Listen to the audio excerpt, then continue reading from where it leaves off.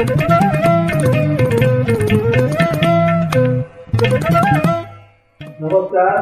Radio रिमझिम से प्रस्तुत है स्थानीय हालचाल। पहले मुख्य हालचाल। भोरे के सिसई में हुए युवक की हत्या में 5 लोगों को पुलिस ने पकड़ा। तकनीकी खराबी के कारण होमगार्ड भर्ती की प्रक्रिया को किया गया स्थगित। थाना जंक्शन पर रेलवे पुलिस ने बढ़ाई सुरक्षा व्यवस्था। विजयपुर के चपनी घाट पुल पर हुआ भूमि पूजन। स्थानीय हालचाल के इस अंक के साथ मैं के सूत्र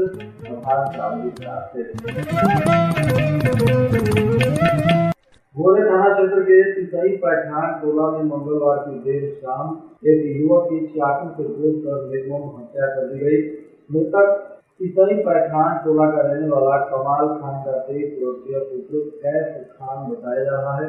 इस घटना ने पूरे इलाके में तनाव का माहौल बना दिया। बताया जा रहा है कि घटना के बाद भारी संख्या में लोग एकत्रित हो गए और विरोध प्रदर्शन करने लगे।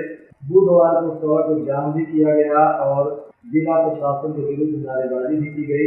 इस दौरान पुलिस अधीक्षक समेत भारी संख्या में पुलिस बल के जवान पूरे घटना स्थल पर पहुंचे मामले को समझा बुझाकर स्थिति को नियंत्रित किया। इस मामले में 5 लोगों को पुलिस ने डिटेन भी किया है।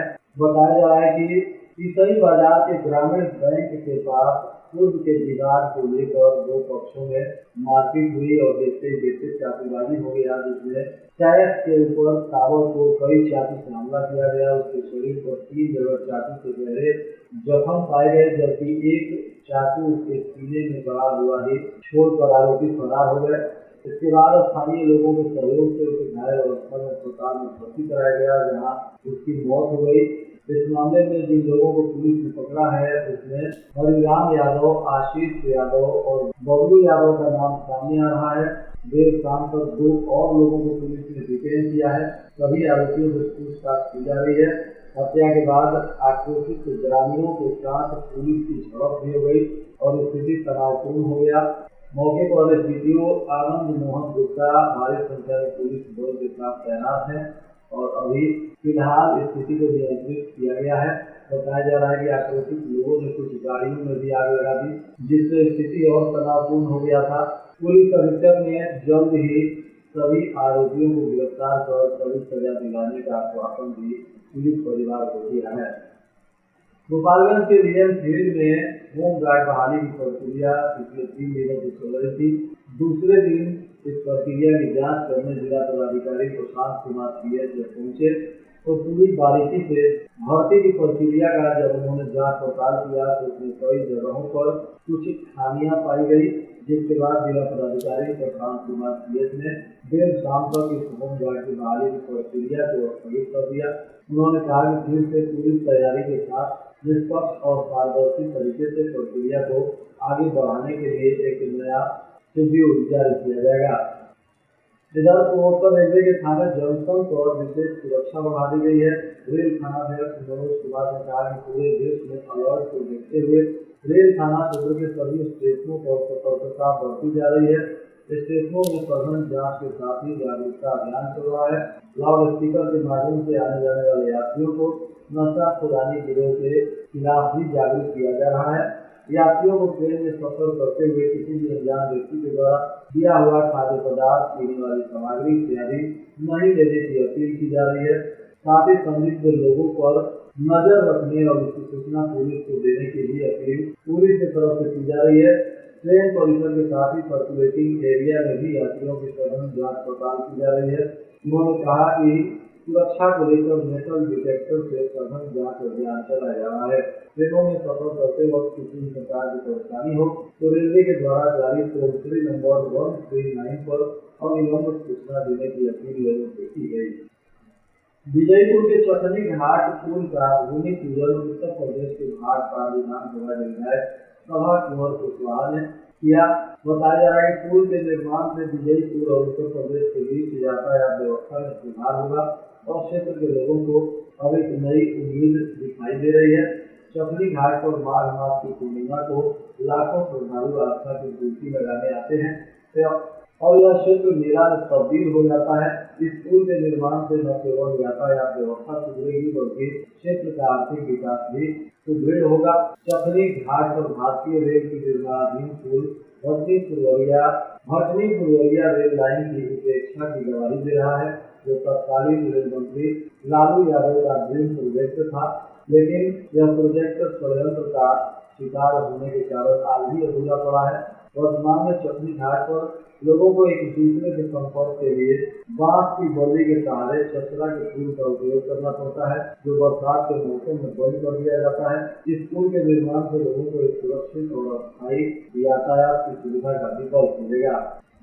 जयप्रकाश विश्वविद्यालय ने स्नातक 2021-24 सत्र का फाइनल ईयर का परीक्षा एक साथ 9 मई से शुरू होने जा रहा है। इसके लिए जिला प्रशासन ने सभी तैयारियां शुरू कर दी हैं।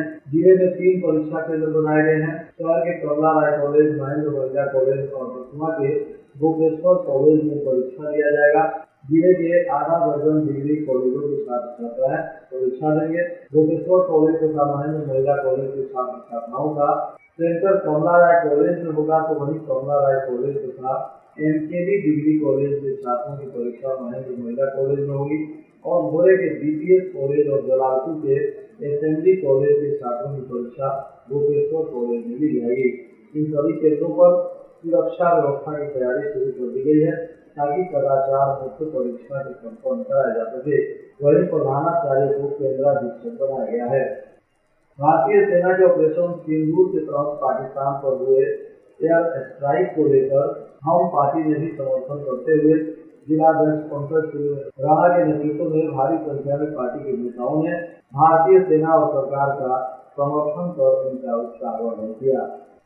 10 मई को व्यवहार न्यायालय में आयोजित होने वाले राष्ट्रीय लोक अदालत की सफलता को लेकर आज भी बैठक की गई और विभिन्न तरीके से नोटिस जारी करने को लेकर जिम्मेदार लोगों को आवश्यक दिशा निर्देश दिया गया।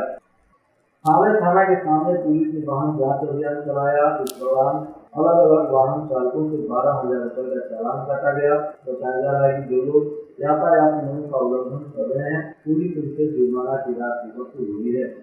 बरौली थाना क्षेत्र के बरौली सिवान सरफरा पथ पर रतन सराय रेलवे ढाला के पास पुलिस ने एक ट्रक को पकड़ा, जिसकी केबिन में छुपाकर 56 कार्टून शराब ले जाया जा रहा था। इस मामले में पुलिस ने एक आरोपी को गिरफ्तार किया है और ट्रक को भी जब्त किया गया है।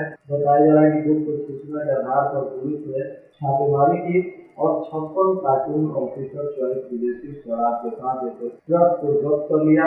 ट्रक चालक की गिरफ्तारी भी की गई है। बताया जा रहा है कि इस ट्रक के अंदर से कुल 484 लीटर से अधिक शराब मिली है। पकड़ा गया आरोपी राजीव कुमार वैशाली जिला का रहने वाला महुआ थाना क्षेत्र के छतवारा गाँव का निवासी है और इस पर पुलिस उत्पाद अधिनियम के तहत कानूनी कार्रवाई कर रही है। हावड़ा जंक्शन पर जीआरपी और आरपीएफ के संयुक्त रूप से जांच अभियान में 80 पीस शराब की बोतलें बरामद की गई, जिसमें किसी तस्कर की गिरफ्तारी की सूचना नहीं है। पुलिस ने ट्रेनों में जांच करते समय इस शराब की खेप को पकड़ लिया, परंतु तस्कर पुलिस को चकमा देकर फरार हो गया। हावड़ा प्रखंड के लछवार दुर्गा मंदिर परिसर में 9 दिनों तक चलने वाली सहस्त्र नवचंडी महायज्ञ में अयोध्या से आए निराला जी महाराज की रामलीला मंडली के द्वारा रामलीला का आयोजन किया जा रहा है। मंगलवार को देर रात तक भगवान राम के द्वारा तड़कासुर का वध प्रसंग पर रामलीला किया गया। इसमें पहले मुनि विश्वामित्र ने अयोध्या के राजा दशरथ के दरबार में पहुंचकर साधु संतों और राक्षसों के द्वारा किए जा रहे अत्याचार के बारे में जानकारी दी और राम लक्ष्मण को अपने साथ लेकर गए और इसी बीच तारकासुर का वध इत्यादि का प्रसंग पूरे मनोरंजक तरीके से दिखाया गया, जिसका देर रात तक लोग आनंद लेते रहे। पुलिस अधीक्षक अवधेश दीक्षित ने आज अपने कार्यालय में जन सुनवाई की और लोगों की समस्याओं को सुनकर उसका निष्पादन करने का प्रयास किया। पुष्कागांव थाना क्षेत्र के आमखा भवन से पुलिस ने 2 मोटरसाइकिल पकड़ी और 50 पेटी बंसी बबली शराब भी पकड़ी गई है, जो 4.5 लीटर बताई जा रही है। इसमें तस्कर की गिरफ्तारी की सूचना नहीं मिली है। और आज के मौसम का तापमान गोपालगंज में न्यूनतम 26 डिग्री सेल्सियस और अधिकतम 39 डिग्री सेल्सियस रहने की संभावना है। अंत में मुख्य हादसा एक बार फिर भोरे के सिसई में हुए युवक की हत्या में 5 लोगों को पुलिस ने पकड़ा। तकनीकी खराबी के कारण होमगार्ड भर्ती की प्रक्रिया को किया गया स्थगित। थाना जंक्शन पर रेलवे पुलिस ने बढ़ाई सुरक्षा व्यवस्था। विजयपुर के चपनी घाट पुल पर हुआ भूमि पूजन। स्थानीय हालचाल के इस अंक के साथ मैं के इसके साथ ही रेडियो इंजन से प्रसारित स्थानीय हालचाल का अंक समाप्त हुआ।